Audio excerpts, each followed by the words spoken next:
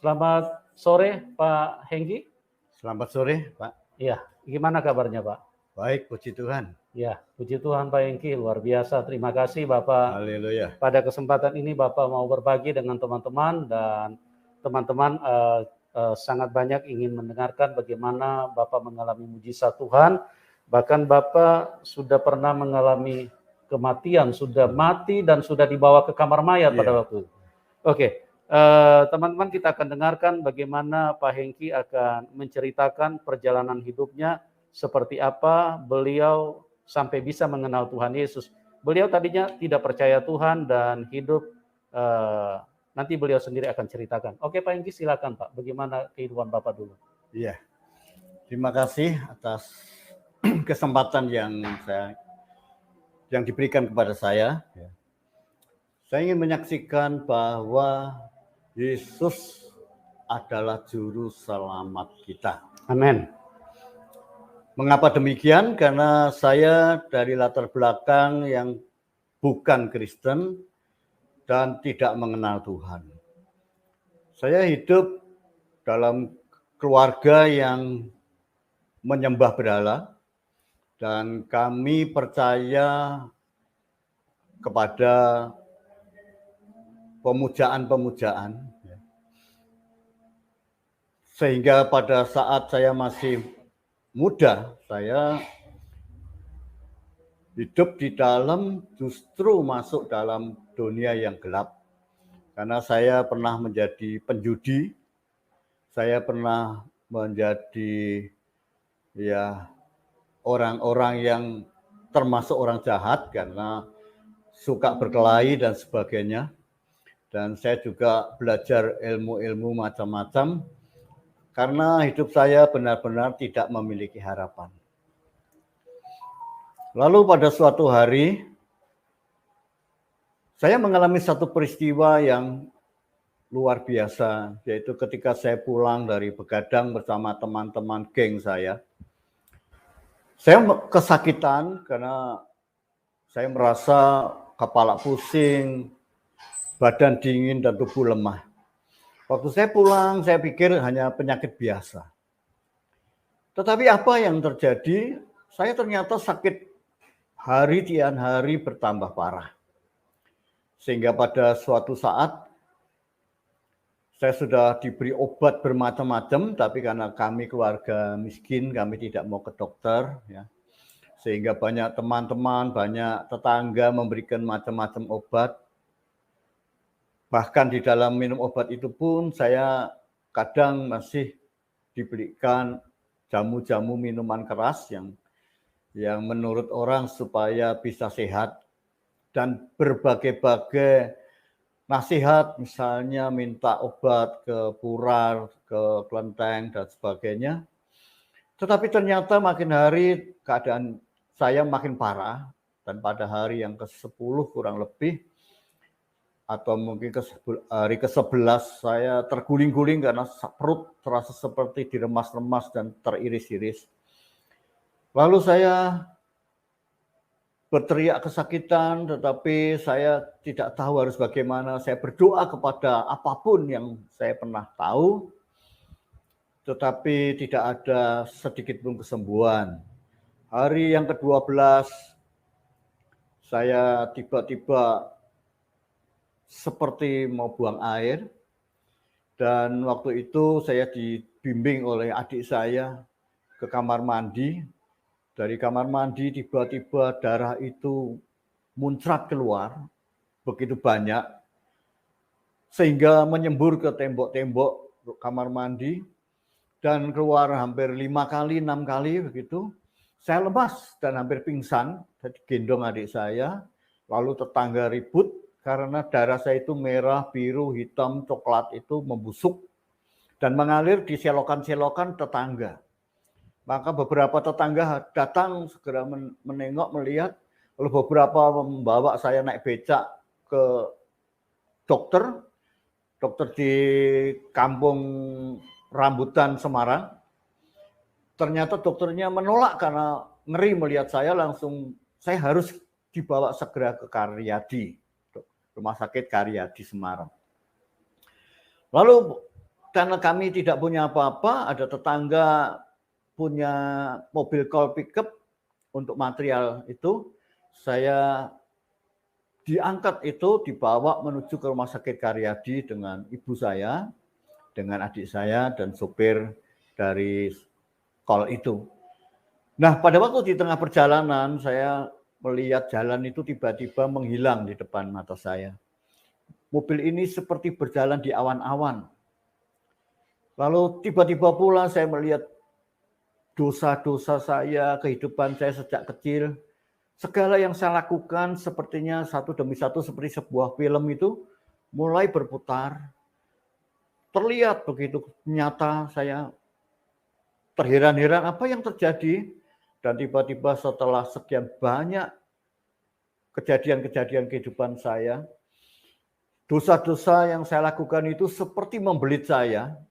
Lalu saya ditarik turun menuju satu lubang yang turun ke bawah. Dan saya melihat di ujung lubang itu adalah api. Jadi saya tahu, saya ngeri sekali. Saya seperti orang itu merasa menyesal kemudian tak berguna begitu. Jadi saya ketakutan, saya tidak tahu lagi untuk berbuat apa. Saya sangat bergetar kengerian. Lalu saya tahu, saya pasti mati ini. Lalu ketika roh saya itu ya dibawa turun ke bawah, jadi rupanya dunia orang mati itu turun ke bawah bagi orang berdosa ya. Turun meluncur begitu, saya mendengar satu suara, Yesus juru selamatmu. Gitu. Saya terkejut dan saya teringat waktu saya kecil memang pernah sekolah di SD Katolik dan pernah berbakti di sana bersama guru-guru. Lalu saya berdoa dengan doa yang penghabisan. Saya cuma berdoa, Tuhan Yesus ampuni saya mati nggak apa-apa Tuhan. Tapi jangan bawa saya ke neraka, karena sangat mengerikan. Andai kata saudara bisa memahami betapa ngerinya ketika kita harapannya hilang, masuk neraka, dan penyesalan tidak bisa dilakukan lagi. Maka saya berteriak seperti itu, dan pada waktu saya masuk lubang itu hampir ke ujungnya, masuk ke api itu, satu sinar itu seperti dari atas langsung menyambar saya, dan kemudian saya ditarik ke atas, dilempar ke atas dan dipecah seperti butiran-butiran, dan setiap butiran itu dipijar. Seperti ada satu pijaran listrik atau apa gitu, sehingga begitu berpijar saya merasa berkerenyap begitu, lalu tiba-tiba bersih, roh saya ngumpul kembali, saya ada di satu tempat yang sangat damai, dan tempat itu luas, putih, tapi saya nggak tahu di mana tempatnya. Lalu tiba-tiba saya membuka mata dan saya melihat diri saya sedang dibawa ke kamar mayat bersama ibu saya, bersama mantri, dan mungkin adik saya di sana.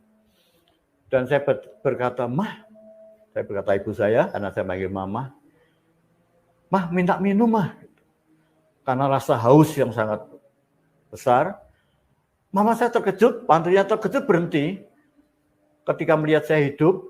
Lalu kemudian saya dibawa masuk ke ruang kontrol khusus, diperiksa, ditoblosi kaki, jari-jari saya untuk dilihat darahnya, tapi darah saya ternyata katanya sudah habis dan tidak ada darah lagi. Dan kemudian dokter pun datang dan saya dengar kata-katanya berkata demikian. Anak ibu, dia bilang sama mama saya, darahnya sudah habis, perlu 10 botol darah. Kalau tidak dapat darah, tidak ada harapan. Saya cuma dengar dari mama saya, bingung saudara. Kemudian dia pulang mencari bantuan-bantuan untuk darah.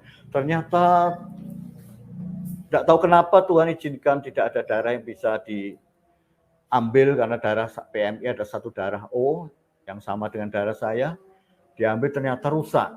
Dan kemudian ada teman-teman, ada keluarga yang mau menyumbang darah, ternyata darahnya tidak sama, dan kalau ada yang sama di antara teman, darah itu tidak bisa diambil karena mereka kurus dan tidak cukup untuk diambil darahnya. Sehingga saya dibiarkan diinfus hanya dengan air infus. Dan setiap kali air infus itu masuk itu seperti kesakitan sekali karena seperti saya kesetrum begitu. Sampai saya cabut berulang kali, lalu akhirnya saya diikat. Dan demikianlah saya dikatakan oleh dokter tidak boleh makan apapun karena analisa dokter saya komplikasi minum minuman keras dan obat. Jadi usus dan lambung saya pecah, hancur, darah meresap masuk ke usus dan ke lambung dan kemudian membusuk. Lalu untungnya bisa keluar, menyembur keluar dengan cara yang mukjizat tadi. Dan saya bisa nggak mati, tapi dengan demikian saya juga sudah mengalami kematian sebenarnya karena roh saya sudah hampir masuk ke api itu. Tapi Tuhan Yesuslah yang angkat saya. Dan kemudian ketika saya diangkat naik, saya dibiarin begitu 3 hari, saya dibersihin karena darah itu menempel di celana saya, di baju saya, di rambut saya karena sempat menyembur keluar keras sekali dan terciprat ya. Kemudian sudah dibersihin, saya dibiarkan, kata dokter hanya menunggu darah gitu. Jadi saya nggak tahu lagi, saya cuma berkata ya sudah, saya sudah damai, sudah tentram, sudah siap mati. Saya berkata demikian. Lalu hari keempat ada seorang pendeta bernama Bapak Leo Lumendong, seorang gembala gereja. Dia datang mengunjungi saya bersama istri dan bersama tetangga saya yang Kristen, bersama mama saya. Lalu dia melihat saya dan berkata, apakah kamu mau Om mintakan sumbangan darah di gereja? Saya berkata, tidak Om, karena saya itu sudah dibersihkan, saya merasa damai dan siap mati, dan saya nggak mau tambah darahnya orang, karena merasa darahnya orang itu kotor. Saya berkata begitu. Ya.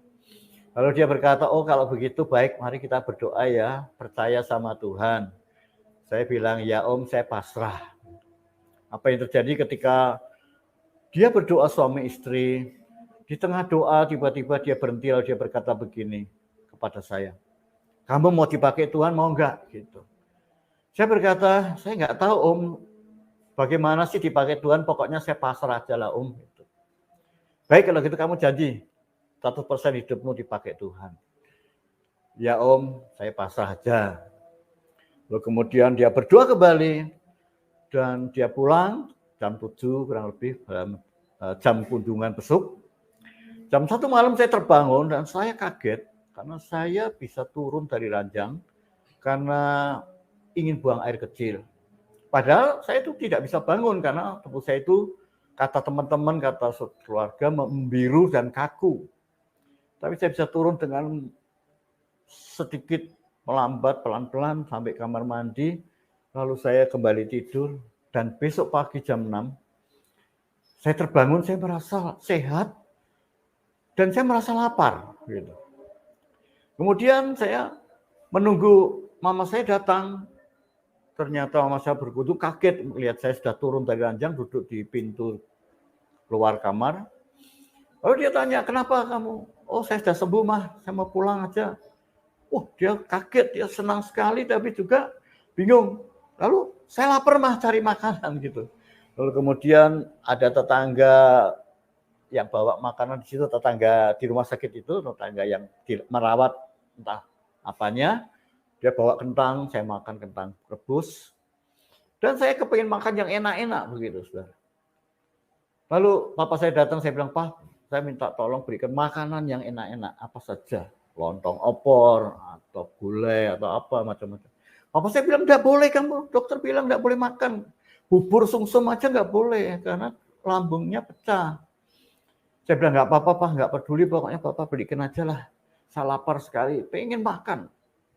Kemudian diberikan sembunyi-sembunyi bakmi goreng, saya makan, saudara. Dan saya merasa lebih sehat, saya direbuskan telur, saya makan telur. Kemudian hari yang ke-5 saya bilang, Pak, bilang dokter minta pulang, Pak. Saya sudah sembuh, karena banyak di Bangsal itu yang meninggal. jam 1 malam, jam 2 malam, gitu, karena penyakit berat semua di Karyadi itu. Kemudian saya minta pulang, dokter dipanggil, dokter bilang nggak boleh, belum bisa. Walaupun kamu belum dapat darah, kamu harus menunggu dapat darah. Kata dokter begitu. Hari ke-6 saya lebih tidak tahan lagi karena sudah nggak tahan. Saya merasa sudah pakai sepatu, bisa jalan-jalan.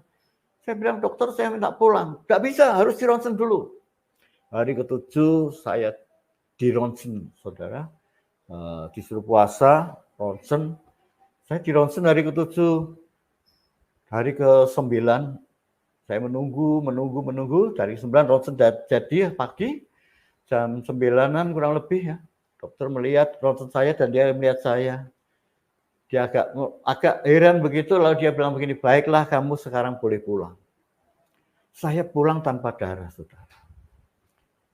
Dan saya percaya darah Yesus yang sudah menyembuhkan saya dan memberikan saya darah. Itulah pengalaman yang luar biasa yang saya alami. Sehingga karena saya percaya darah Yesus yang menyembuhkan saya, 45 tahun setelah itu, sampai hari ini, saya tidak pernah minum obat. Kalau saya sakit, saya minta darah Yesus sembuhkan saya dan saya sembuh. Kalau saya berdosa, saya minta ampun. Kalau saya bersalah, saya minta maaf pada Tuhan. Tuhan sembuhkan saya. Sampai hari ini saya masih berbahagia, bisa melayani. Dalam usia 65 tahun, cukup sehat. Ya. Dan puji Tuhan, saya percaya Tuhan lindungi saya dari segala penyakit apapun. Nah, saudara, saya lanjutkan setelah saya sembuh itu, saya mendapat bisikan-bisikan dari Tuhan sendiri yang menuntun saya bahwa saya harus ke Surabaya. Ya. Lalu saya itu bertanya-tanya ada apa ke Surabaya, karena memang saya tahun 74 pernah kerja di Surabaya. Saya nggak tahu kenapa begitu, tapi kami tidak punya uang karena kami pada saat itu cukup miskin, bahkan rumah sakit itu pun biayanya belum terbayar, 7.500 zaman itu, saudara, tahun-tahun 76. Pernah ditagih ke rumah saya, tapi kami tidak punya uang untuk membayarnya. Kemudian apa yang terjadi? Saya berdoa, saya bilang, Papa, saya mau harus ke Surabaya disuruh Tuhan gitu. Apa saya nggak punya uang, bagaimana nanti tunggu tanggal 1 kalau bayaran dan sebagainya. Tiba-tiba Tuhan itu ajaib. Saya bilang, Tuhan kalau memang Engkau suruh saya, Tuhan buka jalan untuk saya. Karena waktu itu saya ya seperti biasa begitu bicara dengan Tuhan. Lalu apa yang terjadi? Ada saudara ternyata supir bis Adam, jurusan Surabaya, datang ke rumah saya dan dia berkata kepada papa saya, kalau Om ada mau keperluan ke Surabaya bisa ikut saya gratis. Wah, saya langsung berkata, saya ikut kok. Loh, kamu ke Surabaya? Iya. Saya habis sembuh dari sakit, tapi saya merasa harus ke Surabaya. Oh ya sudah boleh, kalau gitu kamu ke Demak ya, nanti bisnya jalan utara, kamu tunggu di rumah Empek ya, saya bilang Empek, saya di Demak. Saya naik bis ke Demak pagi-pagi dan bersama dengan kakak ya masih ipar gitu, kakak sepupu. Saya bawa ke Surabaya, sampai di Surabaya jam 5 sore. Hampir jam 5 sore begitu saya masuk kota Surabaya, dia tanya, "Kamu mau kemana?" Saya belum tahu kok, saya bilang itu. Lalu tiba-tiba Tuhan Yesus berbisik dalam hati saya. Turun di majikanmu dulu, di jalan Jagalan, lewatkan itu bisnya lewat jalan semut, dekat. Saya bilang, saya turun sini aja loh, kenapa? Saya mau menemui bos saya yang dulu saya kerja di Jagalan, di percetaan. Oh baik kalau gitu, tapi nanti kalau kamu cepet-cepet ya, pergi ke garasi tidur dengan saya. Besok tak antar pulang ke Semarang. Saya bilang, ya enggak apa-apa. Begitu saya masuk, persis tokonya percetakan itu mau ditutup, saya ketemu dengan bekas majikan saya, Encim dan Encik ya. Saya panggil Encim dan Encik karena totok. Dan saya bilang, "Cim, loh kamu dari mana?" gitu. Saya bilang, "Saya dari Semarang." Masuk, ketemu Encik itu, Encik di kantor itu. Saya masuk kantor.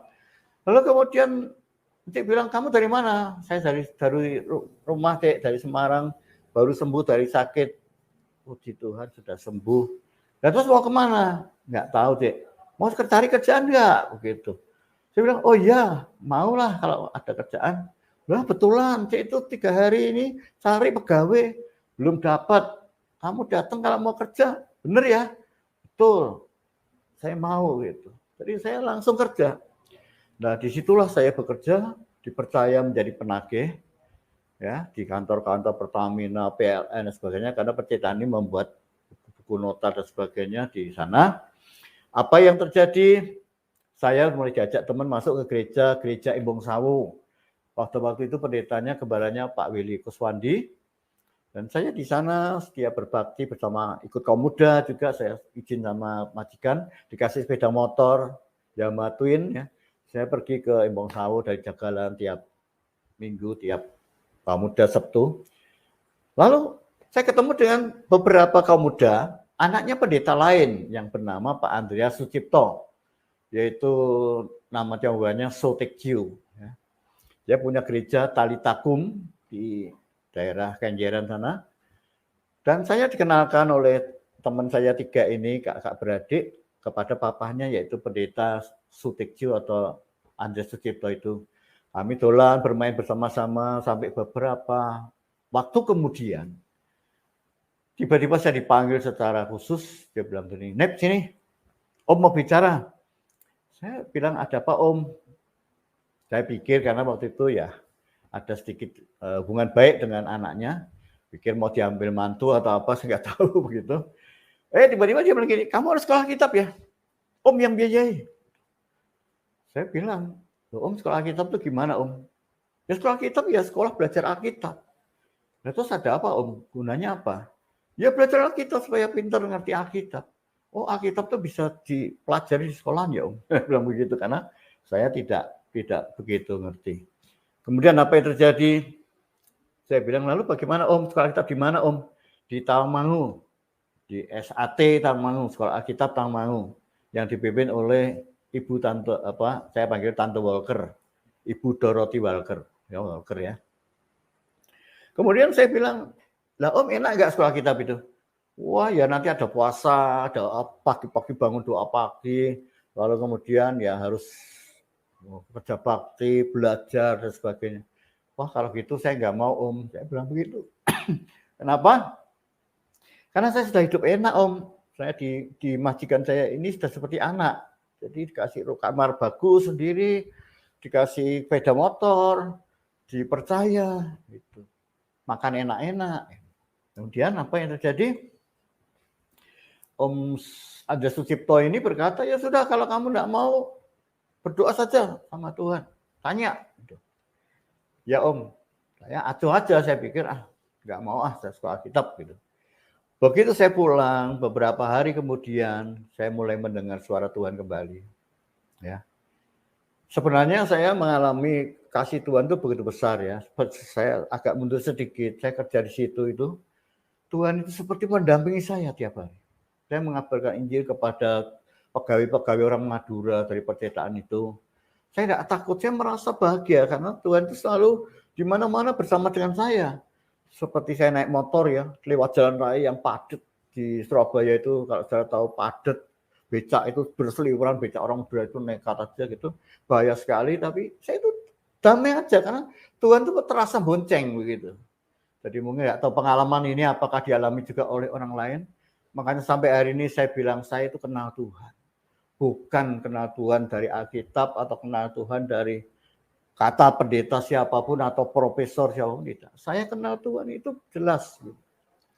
Nah setelah itu saya pulang. Nah Tuhan boleh berbicara lagi. Hidupmu 100% milikku. Siap melayani aku. Saya berkata, enggak Tuhan. Nanti dulu Tuhan. Terus 3 hari itu berbicara terus setiap malam sehingga saya tidak bisa tidur. Saya sangat menderita karena suara itu datang terus. Hidup 100% milikku. Jadi saya nggak tahan akhirnya saya bilang kepada Om Pendeta ini, Om, saya mau Om sekolah kitab Om. Terus didaftarkan saudara dan saya pamit dengan majikan tidak boleh sebenarnya. Saya memaksa karena saya sudah nggak tahan Tuhan bicara. Sehingga saya akhirnya berangkat ke sekolah Alkitab. berangkat ke sekolah Alkitab, saudara, saya pertama tidak kuat di sekolah Alkitab karena hidup begitu berat, bangun jam 4 pagi, harus berdoa, lalu kemudian harus kerja bakti, dan sebagainya, dan lalu belajar dan sebagainya, sehingga saya kadang merasa tidak tahan. Saya bilang, Tuhan, saya nggak kuat, Tuhan, kecuali Tuhan menguatkan saya. Ternyata Tuhan itu merubah saya. Saya dulunya tidak suka makan tempe, makan tahu, menjadi suka. Lalu saya mulai diubah Tuhan, puasa kuat, dan sehingga saya belajar, dan puji Tuhan di sekolah Alkitab itu saya jadi juara kedua, saudara. Karena saya diberi hikmat oleh Tuhan itu, setiap pelajaran itu saya dapat 10 terus. Karena saya menciptakan pertanyaan. Jadi ketika ada guru bilang besok ulangan gitu, saya menciptakan pertanyaan dari apa yang mau diajarkan, misalnya kitab Injil Yohanes gitu. Lalu saya bagian ke teman-teman. Teman-teman bilang, saya bilang ini apa itu istilahnya bocoran gitu. Jadi karena saya menciptakan pertanyaan, saya bisa menjawab semua pertanyaan yang saya menciptakan pertanyaan 100, yang keluar 50, saya menjadi bisa 50. Makanya saya sebetulnya juara pertama. Dan saya punya grup musik juga di sekolah Alkitab itu, karena saya mengarang beberapa lagu. Tapi kemudian apa yang terjadi ya, saudara?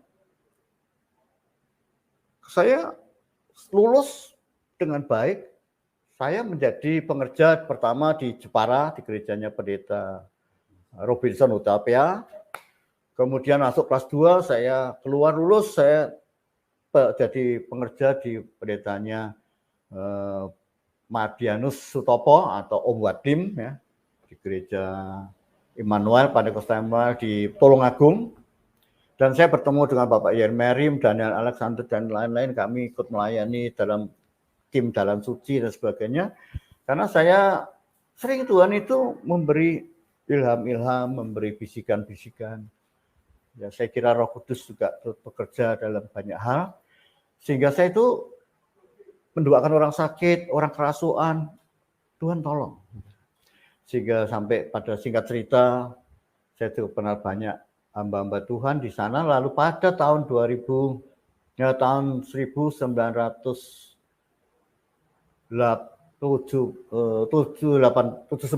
saya pulang ke Semarang.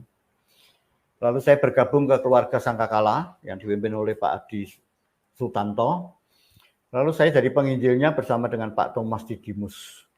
Jadi kami mengadakan KKR di Kedung Banteng, di Pati, di Tayu, di mana-mana. Kami berdua naik mobil bersama, saling gantian khotbah dan mendoakan orang-orang, dan mukjizat banyak terjadi. Ya, sampai kemudian saya menikah. Kemudian saya menikah dengan salah satu keponakannya Pak Adi Sutanto dan Pak Adi Cipto. Lalu saya terpaksa tinggalkan pelayanan karena saya disuruh bekerja untuk menghasilkan uang. Yaitu saya pindah ke Jepara, membantu Pendeta Robinson Hutapea kembali. Dan saya membuka toko dimodali oleh Pak Adi Cipto dan membuka mebelan dan lain-lain. Tapi saya kerja banyak dengan niat sekali, saya agen majalah, saya buka servis elektronik, belajar sendiri dan sebagainya. Tapi nggak ada yang berhasil. Gitu. Sampai saya itu merasa malu. Ya. Saya bertanya pada Tuhan, Tuhan, saya itu harus bagaimana? Tiba-tiba saya pas berkunjung ke mama saya di Gendong Indah di Semarang, mama saya itu dapat ilham dari Tuhan. Dia bilang begini, kamu harus merintis, kamu harus melayani Tuhan. Kamu buka gereja ini, di depan ada rumah mau dikontrakkan. Cari kontrak, kamu nanti melayani di situ. Saya bingung, saudara. Saya pulang ke Jepara, saya bilang sama istri saya, dan saya malu dengan keluarga yang mau modali tadi, seolah-olah saya melarikan diri dari usaha yang sudah dimodali begitu kuat. Lalu saya berdoa lagi, dan Tuhan mendorong saya bilang dengan pendeta saya, Pak Robinson Hutapea, dia bilang, baik, saya setuju kalau kamu melayani. Nanti kalau enggak, saya suruh adik saya yang buka di sana. Katanya begitu. Oh, saya jadi lebih semangat. Lalu saya ketemu Pak Adi Sucipto, saya bilang, Om, maaf Om, gimana ya kalau saya ini tinggalkan Jepara, toko saya tutup, lalu saya buka gereja. Nah kamu gimana? Saya sudah berdoa, kayaknya Tuhan itu suruh saya Om. Ya kalau kamu suruh Tuhan nggak apa-apa, nanti saya yang dukung. Gitu. Wah saya jadi mantap saudara, saya tutup toko saya, tapi saya minta tanda.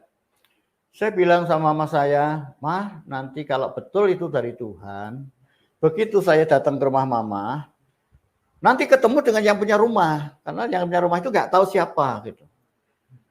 Yang punya rumah yang ditunjukkan mama saya itu. Betul saudara, saya datang ke Semarang, yang punya rumah sedang nyapu rumahnya itu karena kosong.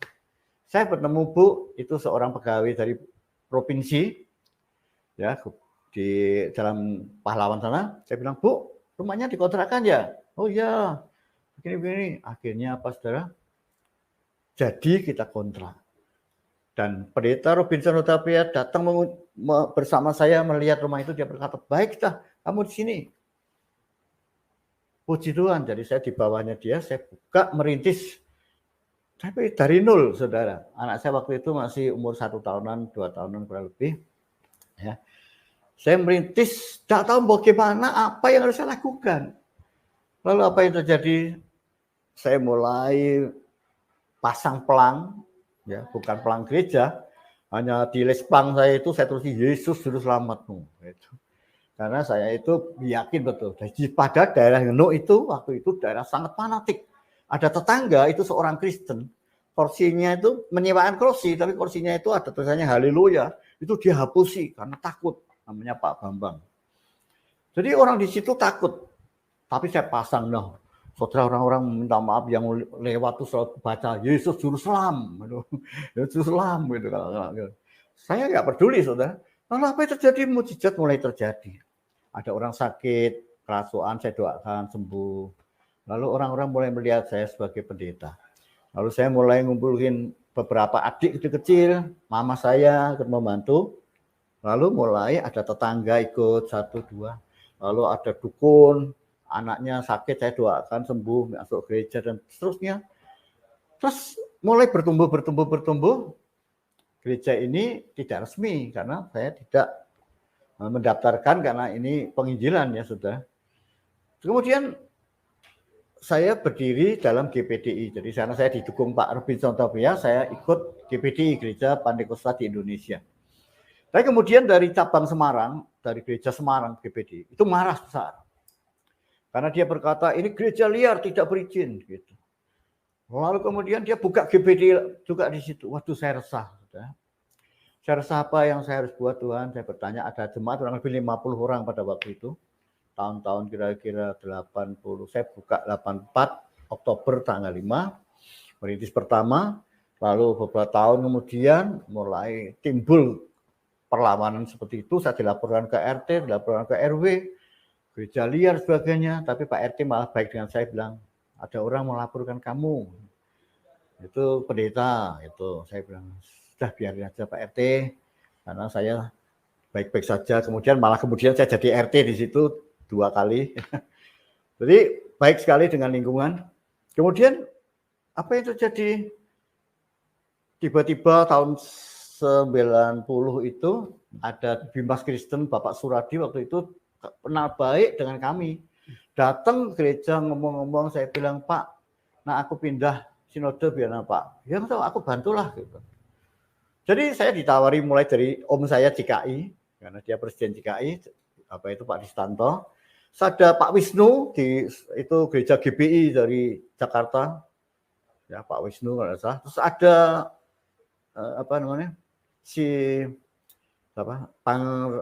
Pangeran Allah itu, Pangeran itu, ya, gereja Aba itu, Yesus Selamat apa itu, ya Abalop, ya. Ditawarin juga, terus saya ditawarin juga Isal Masih Dokter Cipto Pak Yohan waktu itu, karena ada beberapa teman di situ.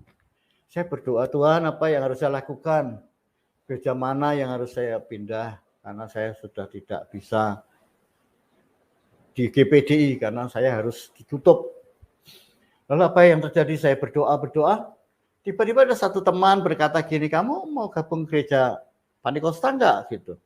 Sama siapa? Itu ada ketuanya Pak Pendeta Siombing, JS Siombing di Wonosobo.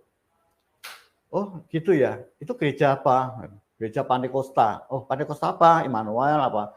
Pantekosta itu apa? Indonesia atau apa? Oh hanya Pantekosta saja, gereja Pantekosta.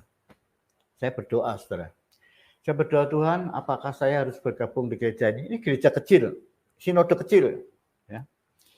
Tiba-tiba saya merasa seperti Tuhan berkata begini, kamu gabung di gereja kecil karena pada suatu hari, supaya kamu tidak ada lain-lainnya, kamu di Semarang buka sendiri, satu hari kamu harus nanti akan buka gereja yang besar di Semarang. Saya merasa Tuhan berbicara seperti itu. Lalu saya semangat, saya bersama beberapa majelis, kita ke Wonosobo, kenalan, lalu kita mengajukan penggabungan kepada gereja Pantekosta, ya, Sinode Pantekosta titik. Jadi dari Pak Pendeta Siombing kita didaftarkan ke Departemen Agama kemana, dibantu Pak Suradi, sehingga kita berpindah gereja Pantekosta. Dari GPDI kita keluar. Karena di GPDI saya sudah dicoret nama saya oleh beberapa pendeta senior, karena menganggap saya liar, saya tidak sekolah Alkitab Pantekosta gitu ya. Nah, sekolah saya tak mau, jadi saya dianggap kalau mau jadi Pantekosta harus sekolah lagi di Pantekosta. Saya tidak mau. Lalu kemudian saya merintis kembali di gereja Pantekosta dan Tuhan berkati luar biasa, jemaat sampai ada 200-an. Ya. Begitu 200-an ya. Kita buka cabang di mana-mana, di Juwangi, di Semarang ada 7 cabang. Ya. Kita buka perintisan, banyak mujizat terjadi. Tuhan tolong orang-orang sakit, orang-orang bertobat dari banyak agama-agama lain ya.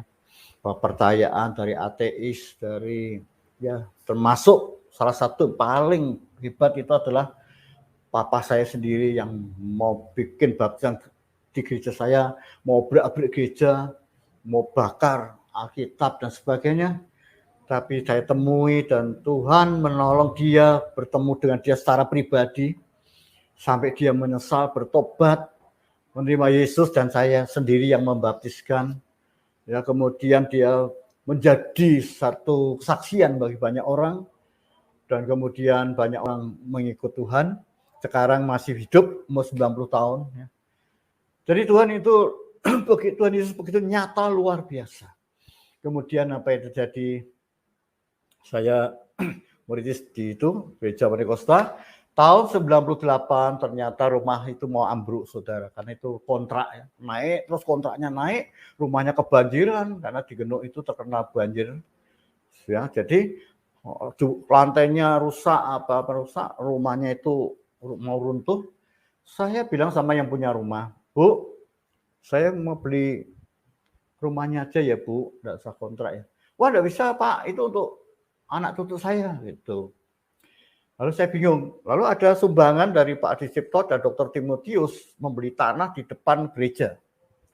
437 meter. Dia bilang, ini saya belikan untuk gereja. Puji Tuhan ya, saya punya tanah di situ. Nah, tahun 98, rumah ini mau ambruk, saya mau beli tanah nggak boleh, saya bilang sama ibunya itu, Bu, ini tanahmu kan 228, rumahmu sudah mau ambruk. Tak bangun buat gereja. Oh, enggak bisa Pak, kamu pokoknya kontrak aja, saya boleh izinkan, kalau enggak boleh gitu. Lalu kami jemaat beberapa mencoba membangun tanah yang kami punya itu 437 meter, sudah kami gambar, sudah terbentuk panitia pembangunan. Warga sekitar, saudara, begitu kita mau bangun, tahu diuruk-uruk bangun gereja, langsung mereka bereaksi. Mereka berkata begini pada saya, Pak Pendeta, maaf ya, gereja Bapak harus di tempat itu saja. Kami tidak ganggu, tidak apa-apa. Tapi kalau di sini kami terganggu, kami tidak mengizinkan. Karena tanah itu di luar perumahan. Jadi ini perumahan saya itu paling ujung di Genuk Indah. Ini tanah kampung, gitu, namanya tanah ngablak. Jadi saya bilang, lah kok enggak boleh, nanti berisik. Musiknya di sini kami terganggu, orang tua saya sakit, tetangga-tetangga itu pada komplain, keberatan lalu mempengaruhi masyarakat sekitar. Akhirnya kami batal. Lalu tahun 98 kami pindah ke cabang, karena kami punya cabang di Gajah Birowo.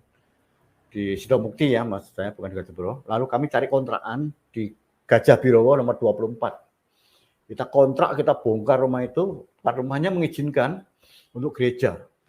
Jadi dari Sidomukti, itu ada kami punya cabang, ada 20 sampai 30 orang jemaat. Kita semua kebaktian pagi dan sore di sana. Cukup maju. Pernah satu kali kita memberi makan gratis, karena ada sponsor dari Jakarta. Saudara, gereja kami itu disolusi, anak-anak kecil tuh diutus karena katanya mau mengkristenkan, memberi makan gratis itu. Dilempari batu. Sampai kaum muda, habis kaum muda gitu dicegat sama anak-anak muda, mau dipukuli. Anak saya ini berani, ini sudah cukup remaja waktu itu, dia melawan tapi karena papa dan mama saya ada di sana, dia bilang jangan sampai gitu. Jadi anak saya ini akhirnya diam, tapi kemudian terjadi begitu, saya berdoa lagi, Tuhan, saya waktu itu bukan tinggal di situ, yang tinggal di Gajah Birowo itu Pak Mama, saya kontrak di perumahan lain di PPD, di perumahan bank daerah PPD, di PPD 1 sana. Nah saya tiap hari datang. Lalu terjadi seperti itu. Mereka mengancam mau menyerbu gereja dan mau mengobrak-abrik gereja. Saya timbul kemarahan saya karena saya dulu ya bagaimanapun mantan seorang petarung dan penjahat ya boleh kata begitu. Saya berdoa, Tuhan apa yang saya perbuat?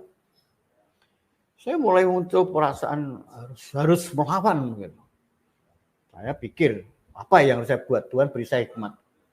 Saya menemui salah satu tokoh di perumahan, di perkampungan situ, ya namanya Nempel itu. Saya temui, saya bilang pada dia, Pak, minta maaf ya, bilang sama orang Nempel, kalau sampai mereka menyerbu gereja, papa atau ayah atau ibu saya sampai luka, saya bakar itu Nempel. Saya bilang. Saudara, kata-kata saya itu ternyata disampaikan menakutkan. Tapi saya sudah niat, saya bersama anak-anak sama istri. Waktu itu sudah pindah juga, karena tobatnya saya agak lupa. Kamu nanti ngungsi, saya tak bawa pedang 2 sama bawa bom molotov. Kalau dia berani nyerang, saya bakar seluruh kampung itu. Jadi kalau ada yang maju, saya babat. Saya berkata begitu, ini sudah, tidak tahu kenapa ini Tuhan yang memberi saya keberanian seperti itu. Ternyata kata-kata saya itu disampaikan, mereka takut. Lalu mereka tidak berani lagi mengganggu gereja. Kadang-kadang Tuhan itu bekerja secara aneh begitu. Seperti, ya minta maaf, di sini pernah saya buka gereja, pertama kali mau diserbu, katanya mau diresolusi. Lalu anak-anak muda diutus mungkin pada satu hari itu, sudah berapa lama saya sudah ngomong dengan anak saya, yuk kita mau diserbui katanya. Tidak apa-apa kita lawan, kita berdua. Ya. Anak saya ini yang benanan. Lalu apa yang terjadi, saudara? Anak-anak muda 12 orang itu melempari batu ke rumah saya di sini. Kemudian melempari batu, saya waktu itu sendiri anak saya waktu itu masih calon atau masih tinggal di Dargo bukan di sini. Jadi kadang dia ke Dargo, kadang di sini. Saya lihat, waduh ada anak-anak bawa pedang-pedangmu itu lempari batu. Saya nggak takut, saya ambil batu gantian saya lempari, mereka lari ya. Lalu mereka ada isu-isu katanya besok mau nyerbu. Saya bilang sama anak saya, gimana gereja kita mau diserbu? Gak apa-apa kita lawan Pak. Oke. Jam 12 malam, jam 1 malam itu, dulu ini rumah saya belum sampai, pintunya bagus begini, masih seng. Karena zaman dulu anak saya belum buka toko, belum diberkati yang nomor 2. Tapi dia tinggal di kontrak di daerah Malangsari, tapi dia yang bersama saya di sini di belakang. Dibuat sama pedang, grek, gitu.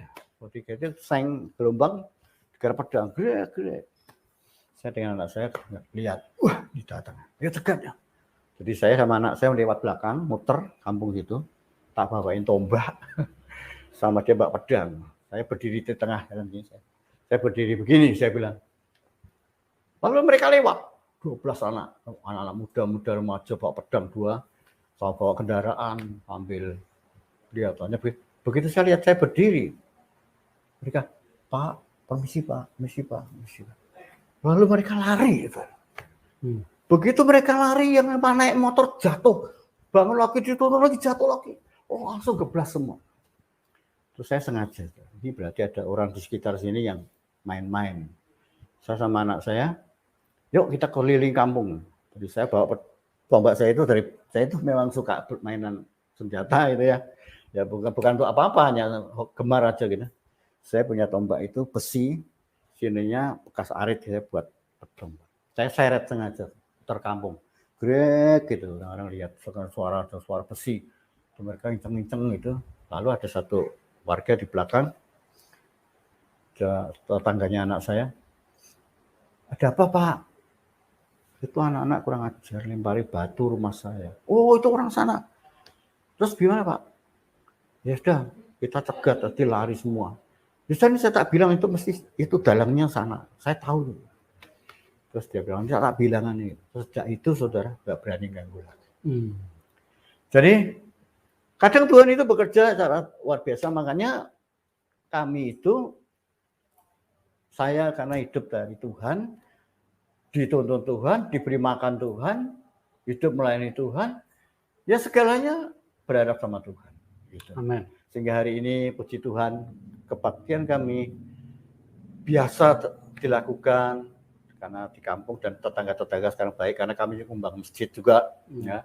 Ada masjid butuh bantuan lantai, kita sumbang sama anak saya. Jadi kita di sini toleransi. Ketika saya dibantu ada seorang teman saya mau nyumbang beras, saya bilang baik sumbang, saya bagi ke jemaat, saya bagi ke tetangga-tetangga semua. Jadi mereka baik, sehingga kami bisa kebaktian di sini dan kebetulan tidak ada satu jemaat pun yang sakit karena pertolongan Tuhan. Jadi semua kemurahan Tuhan.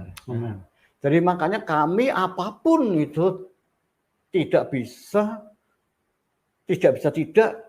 hanya percaya Tuhan Yesus. Amin. Karena Tuhan Yesus itu bagi kami adalah real, nyata, bukan dongeng, bukan cerita, bukan kata Alkitab, bukan kata pendeta, tapi hidup saya sudah dihidupkan Tuhan sampai hari ini 45 tahun saya hidup kembali dan 35 tahun gereja kami berdiri. Tuhan bekerja.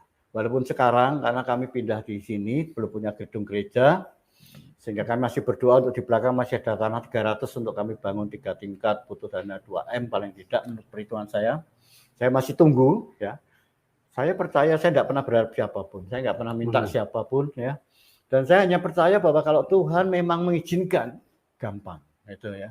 Jadi kami hidup dengan iman dan saya pelihara anak-anak saya dengan iman. Sehingga sampai hari ini hidup saya tidak pernah kekurangan.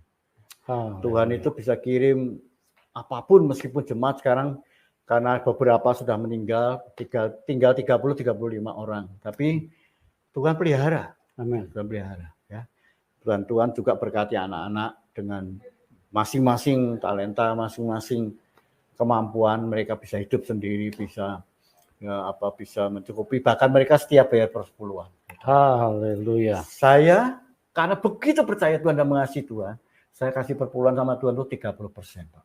Haleluya. 30% itu 10% saya kirimkan ke sinode. 20%, 10% itu hamba-hamba Tuhan yang kekurangan. 10% untuk bantu jemaat. Amin. Itu yang saya lakukan sampai hari ini, meskipun tidak banyak, tapi Tuhan luar biasa.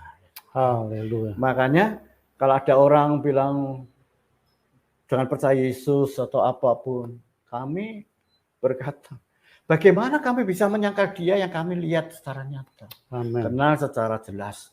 Makanya saya bersaksi ini untuk memberikan kekuatan kepada setiap orang bahwa Yesus hidup, Yesus itu juru selamat dan Dia Tuhan kita yang luar biasa. Ya, makanya sampai hari ini tidak kebetulan ya Pak kita ketemu. Ya, saya hanya bisa bersaksi seperti ini. Sebenarnya banyak kesaksian yang luar biasa. Baik ketika saya masih pengerja, ketika saya pernah dinaungi awan oleh Tuhan. Ya. Mungkin gara-gara saya bangun gereja di Genuk itu, kendaraan saya disita sama pemilik material, ya karena nggak bisa bayar. Lalu saya harus jalan kaki. Genuk rumah saya itu kira-kira hampir 1 kilometer lebih dari jalan raya. Saya harus jalan kaki. karena nggak punya uang waktu itu, masih merintisan itu. Suatu hari saya habis pulang pelayanan, nggak punya uang karena saya melayani nggak dibayar waktu itu. Saya kadang dipanggil ya nggak dibayar ya saya diam aja gitu. Lalu saya pulang, mau naik ojek nggak punya uang, mau naik becak nggak punya uang, saya jalan. Panas luar biasa. Saya tuh mengeluh pada Tuhan gini, Tuhan, saya sudah persembahkan motor saya. Saya hidup melayani Engkau, kenapa Engkau tidak tolong saya? Saya bilang gitu. Ini panas luar biasa dan saya harus jalan kaki sejauh 1 kilometer lebih. Apa yang terjadi tiba-tiba ada seawan di atas kepala saya, itu yang sangat luar biasa. Menudungi saya sampai rumah. Begitu sampai rumah hilang itu. Kalau saya cerita begini banyak orang bilang nggak percaya Pak, itu subjektif. Tapi apa yang saya saksikan Tuhan tahu. Ya di atas yang. Yes, haleluya. Teman-teman, seperti apa yang dikatakan oleh Pak Hengki, percaya kepada Tuhan itu karena kita mengalami. Apapun mau kata orang bahwa Tuhan Yesus bukan Tuhan, kami tidak terpengaruh. Pak Hengki adalah saksi hidup, dia mengalami sendiri. Bagaimana mujizat Tuhan, bagaimana kuasa Tuhan dinyatakan di dalam hidupnya. Dan itu adalah kebenaran. Apa yang disampaikan oleh Pak Hengki itu adalah kebenaran. Karena kalau hidupmu hanya percaya kepada Tuhan berdasarkan iman orang tua, Anda orang yang tidak mengalami Tuhan. Jadi imanmu sebetulnya bukan iman kepada Tuhan. Imanmu iman kepada orang tua karena Anda percaya apa yang mereka imani. Begitu juga kalau imanmu hanya berdasarkan apa kata orang lain, berarti imanmu cuma berdasarkan kata orang. Yang namanya Tuhan itu kalau mau menjadi kebenaran, itu harus kita alami. Kenapa? Kita bilang dia maha kuasa. Tuhan itu maha kuasa. Nah, kuasanya sudah belum kita rasakan. Sudah belum kita alami. Selama kita belum mengalami kuasa Tuhan, maka kita sedang berbohong kepada orang lain. Kita sedang menipu diri kita sendiri. Kita cuma berkata Tuhan Maha Kuasa. Berdasarkan apa? Berdasarkan kata orang. Berdasarkan apa? Berdasarkan buku. Itu tidak bisa begitu. Anda tersesat. Anda beriman kepada iman orang lain. Tapi kalau apa yang Anda alami, kalau kita mengalami seperti Pak Hengki mengalami, itu tidak bisa dibantah. Mau satu dunia berkata Tuhan Yesus itu bukan Tuhan, tidak ada masalah. Kami tidak akan percaya karena kami mengalami. Amin. Jadi alamilah Tuhan, carilah Tuhan yang Anda alami. Kita katakan dia pengasih dan penyayang. Nah, sudahkah kita mengalami kasihnya? Pak Hengki mengalami. Ya, dari seorang penyembah berhala, dari seorang yang belajar tentang perdukunan dan segala macam kuasa mistik dan ilmu-ilmu yang bukan berasal dari Tuhan, tentunya berasal dari setan. Cuma pada waktu itu Pak Hengki belum mengerti. Dia pelajari semua ilmu begitu. Ilmu kekebalan, ilmu segala macam ilmu dia pelajari. Dan itulah yang membawa beliau sampai hampir mati. Bahkan sudah mati. Karena apa? Karena ilmu-ilmu itu bukan menyelamatkan, justru membawa manusia kepada kematian. Dan bagaimana kuasa Tuhan dinyatakan? Kasih Tuhan dinyatakan. Tuhan menolong. Tuhan tidak waktu ketemu Pak Hengki, waktu dia sudah beliau menuju ke neraka, Tuhan tidak marah-marah, Tuhan tidak tampar, kurang ajar kau ya, kau cuma menyembah setan selama ini. Bukan saya yang kau sembah, tapi setan. Tuhan tidak seperti itu. Tuhan justru datang menyelamatkan, mengangkat beliau dari neraka. Dan inilah jadinya sekarang bagaimana beliau memenangkan banyak jiwa, karena beliau mengalami kasih Tuhan. Nah, bagaimana Anda? Apakah sudah mengalami kasih Tuhan? Ya, Tuhan Yesus itu dialami. Kalau ada orang berkata ini Tuhan, tapi Anda tidak mengalami, percuma itu omong kosong. Tapi alamilah, karena Tuhan itu nyata. Dan terlalu banyak kesaksian mujizat-mujizat yang dialami oleh Pak Hengki. Nanti di episode berikut nanti kita akan tayangkan bagaimana beliau mengalami kuasa Tuhan. Saya mendengarkan sendiri, saya sangat terpesona dengan Tuhan Yesus, bagaimana beliau mengubahkan seorang Pak Hengki dari kehidupan yang kotor, kehidupan yang hancur, kehidupan yang menyembah setan, ya, dan beliau diselamatkan Tuhan. Pak Hengki, saya ada sedikit pertanyaan ini supaya bisa memberkati teman-teman. Jadi Bapak waktu itu kita kembali lagi dengan apa yang Bapak saksikan tadi ya. Jadi waktu Bapak dibawa ke kamar mandi ya, WC ya waktu itu sama saudara ya. Waktu itu Bapak sakit perut guling-guling kan. Nah, Bapak bisa ceritakan kepada kami kenapa sampai harus dituntun sama adik? Apa karena Bapak nggak bisa jalan atau bagaimana Pak pada waktu itu? Jadi saya kan sakit 11 hari. 11 hari. Iya, tidak suka makan, tapi minum obat dan minum beberapa jamu yang sebetulnya masih bersifat alkohol, misalnya beras kencur yang itu. Jadi saya tapi tidak makan, tapi tidak lapar. Gitu. Tidak lapar. Ya.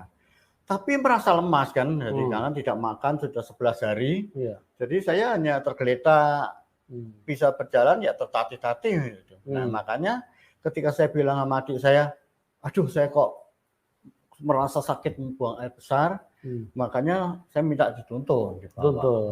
Dituntun pelan-pelan. Begitu saya di kamar mandi, belum sampai kan kami begitu miskin tidak punya WC ya. Jadi di kamar mandi itu begitu saya buka celana langsung menyembur darah.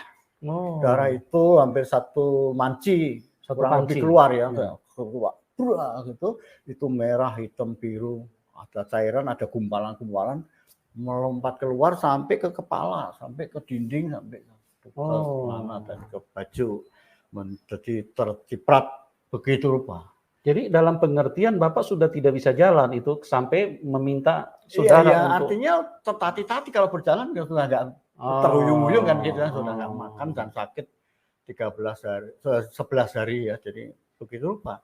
Makanya saya dituntun kan karena pasti bisa berjalan, cuma kan dituntun bukan digendong ya, dituntun. Tapi begitu saya hampir pingsan digendong sama adik saya. Karena sudah keluarkan 5-6 kali darah itu, sudah hampir habis gitu. Saya sudah hampir ambruk langsung digendong. Nah itu tetangga karena mengalir di selokan-selokan, tetangga berdatangan. Ada apa ini baunya kan busuk karena itu darah busuk. Jadi ada hitam, ada merah, ada kayak dideh, jadi ada gumpalan, ada cairan begitu. Jadi makanya mereka datang lalu salah satu tangga yang punya becak langsung bawa saya ke dokter, digotong-gotong dengan adik. Dan dengan beberapa tangga digotong ke dokter. Tapi dokter berkata, pulang-pulang kami tidak berani. Bukan ke rumah sakit. Karena melihat kondisi. Ya, melihat kondisi darah semua sudah ini. Ini darah dari darah itu kan tercipat ke kaos, ke celana. Saya pakai celana siot gitu kan. Jadi makanya menciprat semua lah darah, sampai rambut-rambut juga ada darahnya. Gitu. Jadi teman-teman, inilah Tuhan yang benar. Bagaimana Pak Hengki mengalami kuasa Tuhan, ya. Dan pada saat Bapak dibawa ke rumah sakit, itu Bapak tiba-tiba melihat satu suasana yang spiritual, suasana roh pada waktu itu karena sudah bukan di dalam dimensi manusia lagi, dimensi jasmani lagi ya. Itu berarti sudah di dalam dimensi roh, Bapak. Terus tiba-tiba menuju ke satu tempat yang sangat gelap. Terus di bawahnya itu ada api yang mengerikan. Ya sebenarnya tepatnya begini. Jadi ketika saya naik mobil itu kan saya masih bisa melihat ke itu kaca. Dibawa ambulans apa mobil apa? Dibawa mobil material. Oh mobil material, iya. Material karena ada tetangga punya toko material, dia punya mobil call pickup yang biasa bawa pasir itu. Nah saya dibawa ke situ. Nah ketika saya di jalan itu, saya melihat ke luar kaca itu begitu naik. Mobil itu naik, saya melihat bukan lagi berjalan di jalan, saya bisa lihat jalan, lihat awan-awan. Nah setelah itu hilang semua, mulai muncul secara spiritual tadi kehidupan saya dari kecil, dosa-dosa yang saya perbuat semua kelihatan, semua dosa kejahatan apapun, tipuan apapun, yang pukul orang atau apapun itu kelihatan semua. Kemudian itu seperti sebuah film. Nah itu kalau Anda yang mungkin pengen tahu cara mati orang berdosa seperti itu kan, melihat lalu membelit begitu lalu sandal turun. Oh disedot ke bawah. Sedot langsung dosa itu membawa roh saya masuk lubang, turun meluncur ke bawah. Ya, jadi apa yang disaksikan Pak Hengki ini semua tertulis di dalam firman. Tuhan Yesus berkata bahwa anak manusia akan tinggal di dalam rahim bumi selama 3 hari 3 malam. Jadi orang-orang kalau mati di luar Tuhan Yesus langsung diterkam setan dibawa ke bawah. Alam maut itu di bawah sini. Makanya ada gunung Merapi itu yang mengeluarkan larva api yang begitu panas yang kalau membakar manusia itu sampai jarak 5 kilometer aja itu tidak ada ampun itu kalau api itu sembur dari gunung yang Merapi meletus. Dan itu pusatnya itu alam maut, ya. Karena di bawah bumi ini itu alam maut. Makanya Tuhan Yesus berkata, dia tinggal di dalam rahim bumi selama 3 hari 3 malam. Itulah alam maut.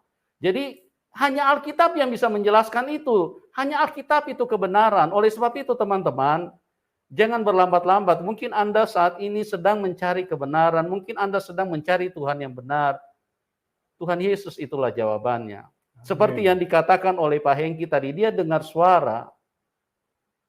Tuhan Yesus itu adalah juru selamat. Begitu luar biasa yang dialami. Nah, Pak Hengki saya mau tanya sedikit lagi nih. Kita balik ke perjalanan hidup Bapak. Ya. Bapak sempat pelajari ilmu apa aja pada waktu itu, Pak? Ya, saya ada seorang pegawai dari ayah saya, ya, waktu itu buat kacang atom gitu ya. Itu orang Banyuwangi, namanya Pak Suji. Ya. Itu dia pandai dalam hal-hal ilmu-ilmu kejawen, ilmu Jawa ya. Ya. Nah, dia mengajar saya karena saya juga bantu-bantu ayah saya buat kacang atom itu. Dia mengajari saya tentang ilmu-ilmu, beberapa diantaranya ada Brojo Musti, itu merupakan ilmu pukulan ya gitu. Yang kedua lembu sekilan. Lembu sekilan itu ada beberapa harus kita lakukan, misalnya mutih. Jadi 3 hari harus makan nasi putih aja, tidak minum air putih aja, nggak boleh makan apapun, dan membaca mantra, ada mantranya gitu ya. Dan itu kalau Brojo Musti itu tangan dibakar di atas bara api. Di atas bara api sambil merapal. Tidak ada pelindung. Ada pelindung, ya, tangan kosong. Bakar. Ya, di atas artinya ini misalnya engkau ada api ya, dia di atasnya kurang lebih ya cukup panas, tapi kita sambil merapal sambil berpuasa. Jadi Bapak pernah lakukan itu? Lakukan. Jadi setelah itu ya kayaknya sepertinya saya punya 2 ilmu itu kalau waktu itu ya. Waktu itu. Iya. Sehingga ya saya walaupun berkecimpung dalam dunia banyak kejahatan, kayaknya nggak pernah kena, nggak pernah terluka. Nggak pernah terluka pada saat berantem ya, atau dikeroyok ya, gitu. Jadi mungkin ilmu itu bekerja begitu. Ya, jadi teman-teman, kenapa Bapak ini sampai mengalami penyakit yang mematikan? Karena Pak Hengki ini sempat mati, ya, sudah dibawa ke kamar mayat. Itu menunjukkan bahwa beliau sudah dinyatakan mati dan Tuhan Yesus menyelamatkan. Dan memang pada saat itu Pak Hengki melihat dia sudah ada di dalam neraka. Cuma Tuhan Yesus datang mengeluarkan dia dari situ, di dalam alam maut, ya. Itu sebetulnya belum neraka, itu masih alam maut, ya. Karena orang tidak bisa membedakan antara alam maut dan neraka. Tapi kita tidak akan menjelaskannya di sini karena waktu kita terbatas. Dan disitulah kuasa Tuhan, kasih Tuhan, Tuhan menarik beliau. Oleh sebab itu, teman-teman, jangan pernah percaya kuasa selain daripada kuasa Tuhan. Tentu Tuhan yang benar, itulah Tuhan Yesus Kristus. Karena Tuhan Yesus Kristus satu-satunya kebenaran. Tuhan Yesus berkata, dalam Kisah 4 ayat 12, di bawah kolong langit ini, tidak ada nama lain yang olehnya manusia bisa diselamatkan, kecuali di dalam nama Tuhan Yesus. Nah, tolong tanya teman-teman, apakah Anda tinggal di bawah kolong langit? Kalau Anda tinggal di bawah kolong langit, firman ini buat Anda juga.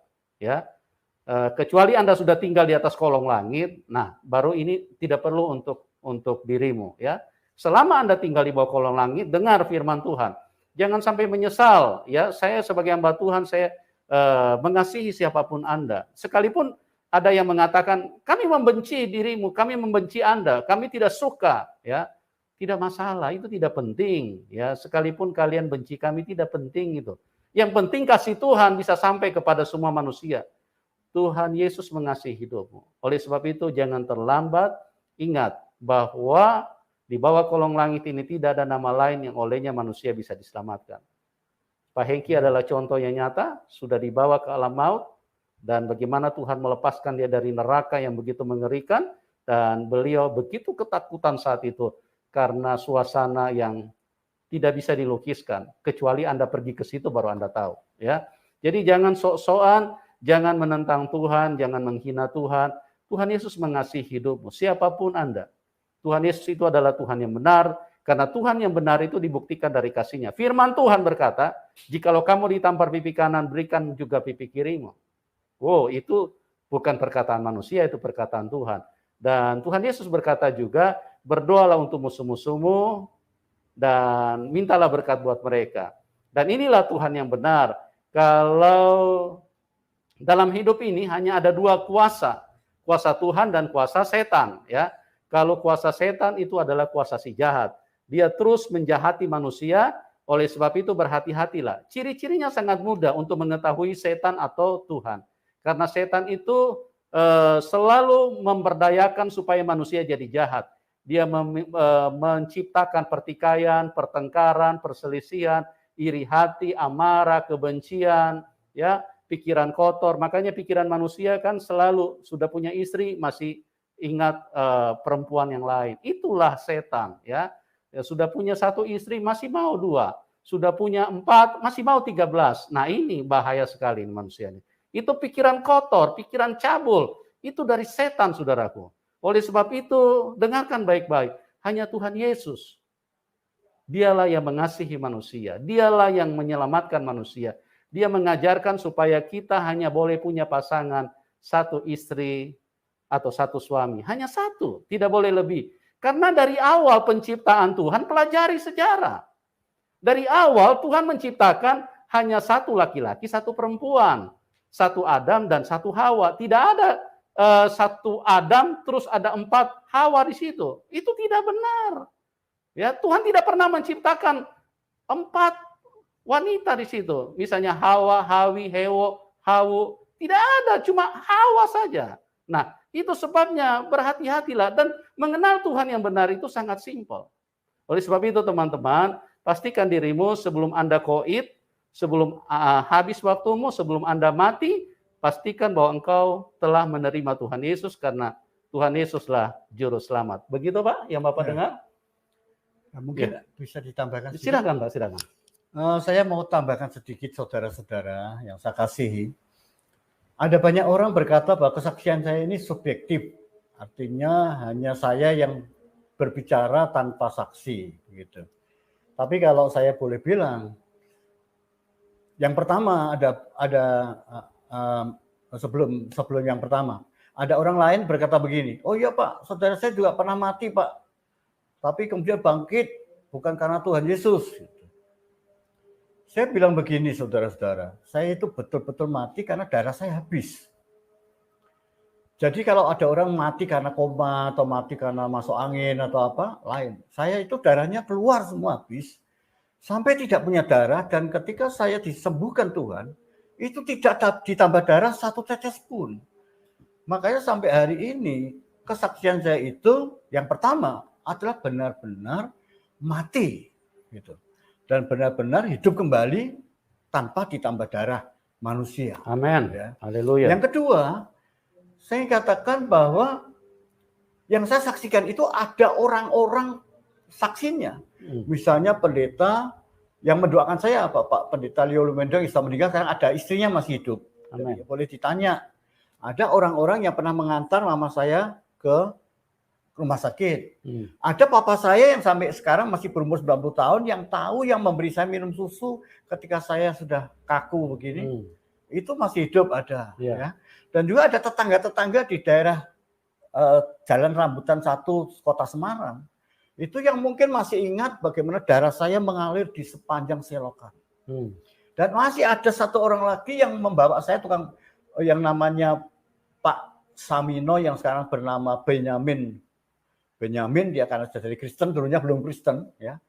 Dia yang bawa saya naik becak ke rumah sakit gotong saya, ya. Dan kemudian dia sekarang, waktu kemudian dia menjadi Kristen, keluarga sekarang anaknya jadi polisi, sudah mayor kalau tidak salah, dan anak perempuannya sudah pegawai provinsi. masih hidup, dulunya jualan bakso, terkenal sekali, pernah jadi ketua paguyuban bakso. Itu tukang becak dulunya yang bawa saya, karena ikut Tuhan dirubah demikian rupa. Amin. Dan saya pernah melayani, dia buka cabang di rumahnya. Gitu. Haleluya. Jadi dia kesaksian hidup. Jadi kalau ada orang berkata, misalnya saya nggak tahu dokternya, saya lupa ya. Saya juga tidak ingat apa orang-orang mungkin juga yang supir yang mengantar saya ke rumah sakit itu. Saya sekarang nggak tahu lagi di mana. Ya. Tapi tetangga pasti di rambutan satu itu tetangga-tetangga pasti pernah melihat kesaksian itu, pernah melihat pengalaman itu. Sampai ketika saya pulang, mereka semua terkejut, tetangga berkata, wah seperti nemu emas sak kebo, katanya kepada mama papa saya. Amin. Karena sesuatu yang betul-betul mukjizat, dan setelah itu Tuhan itu betul-betul berbicara. Jadi bukan sekedar saya mengarang ataupun ya saksian ini hanya untuk menambah-nambahi, menguatkan iman orang-orang Kristen, bukan. Tapi ini pengalaman yang saya alami dan banyak saksinya. Ya. Amin. Saya sangat percaya bahwa apa yang disaksikan Pak Hengki adalah kebenaran karena saya juga mengalami. Jadi kita memiliki roh yang sama, itulah Roh Kudus. Dan saya juga tahu ada orang yang tidak percaya. Ya, itu tidak apa-apa. Dan orang yang tidak percaya ini adalah orang yang dikuasai setan. Makanya mereka tidak percaya. Mereka menolak kebenaran, mereka menantang kebenaran, dan mereka selalu ingin supaya kebenaran jangan sampai didengar orang, jangan sampai kebenaran itu dipercayai manusia. Karena kalau kebenaran dipercaya manusia, maka manusia selamat. Tetapi yang menjadi anehnya, orang-orang seperti ini, orang yang dikuasai setan, mereka justru percaya kalau ada kesaksian yang tidak ada saksinya. Wah, itu malah mereka percaya. Mereka bangga-banggakan. Nah, inilah sebetulnya orang-orang yang betapa dibodohi setan, mereka dikuasai setan, sehingga apa? Mereka mempercayai apa yang dikatakan setan. Semua berita hoax, berita bohong, mereka percaya. Tapi berita kebenaran, di mana Tuhan Yesus bangkit dari kematian, di mana Tuhan Yesus disalib, mereka tidak percaya. Kenapa? Ya memang setan begitu. Setan selalu menyebarkan kebohongan. Dari Taman Eden setan sudah seperti itu. Oleh sebab itu, sekali lagi teman-teman, ya, kalau kita memiliki roh yang sama, saya sangat percaya apa yang disaksikan. Bahkan saya ingin katakan dengan tegas, saya seperti seolah-olah berada pada saat itu. Saya seperti seolah-olah berada di sana.